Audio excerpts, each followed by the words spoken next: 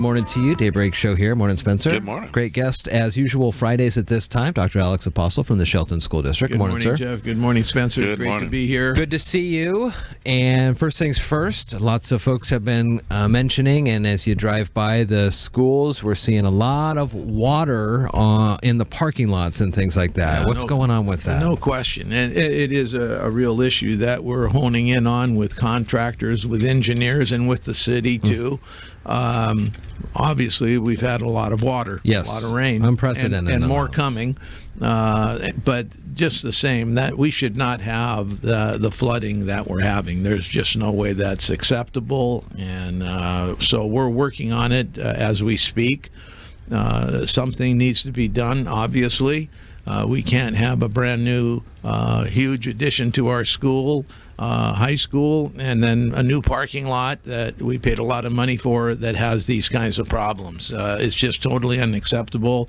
I'm deeply involved in everything that's happening in relation to that issue, along with Robert Herron, and of course, again, our architects, our engineers, and the city of Shelton. I remember, and I think the PUD 3 facilities have this.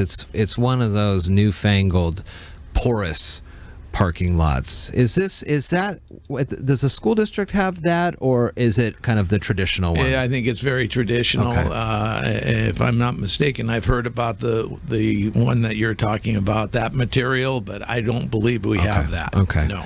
It's It's unfortunate we don't. Well, I mean, especially now, just the amount of rains we've seen, and I've seen, people posting 5 inches in the last couple of days, and the next 10 days show no real sign of any sort of break on this thing either. It's inches of rain if you total it all up between now and next Half an inch Sunday. a day on average. I mean, it's a Right. lot. It's been every 10 days, every day.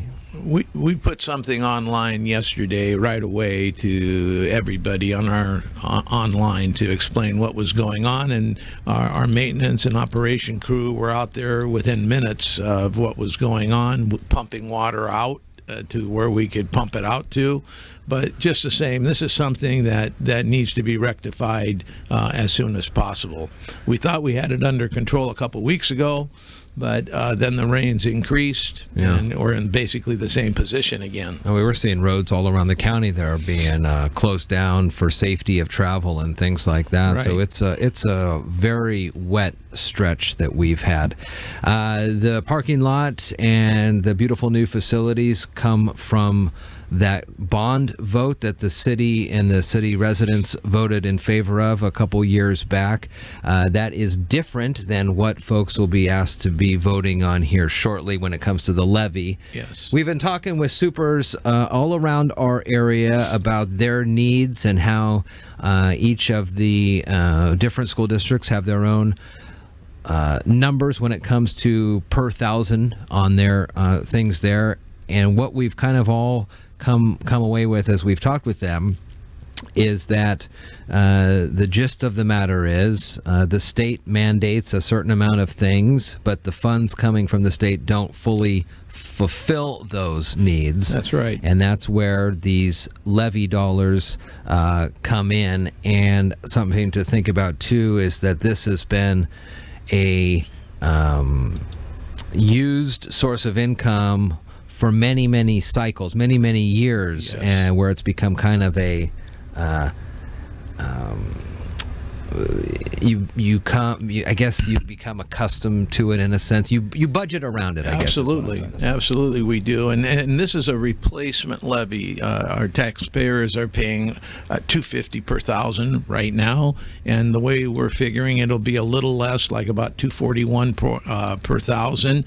But this is the way schools are funded. And, again, like you mentioned, Jeff, bonds are for building, and this levies are for maintaining what we have on an everyday basis. It's like a checking account, making sure that the lights are on and the utilities are being paid for in your own home. I mean, without this levy, we're in trouble. There's some and so the momentum in the community and in the schools has been fantastic, and great communities have great schools, And, we sent out a brochure that Katie Diamond, our communication specialist, put together, that if you really read that document, you know that we're on the move as a school district and as a community. And it's critical in terms of our image and the perception that people have of Shelton and our schools, that this levy moves forward.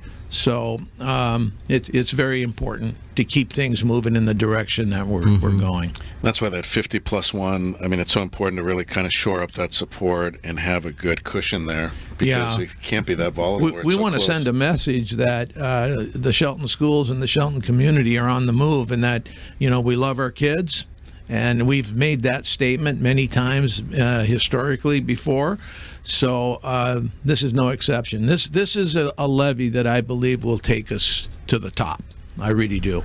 Dr. Apostle here. We will check back in next week with you. It'll be the last day of the month already here next it's unbelievable. week as we move forward in this one. And if there's any further updates on the parking lots or anything like that, of course, you get it to us and we'll get it out as best we can. Thank you for that.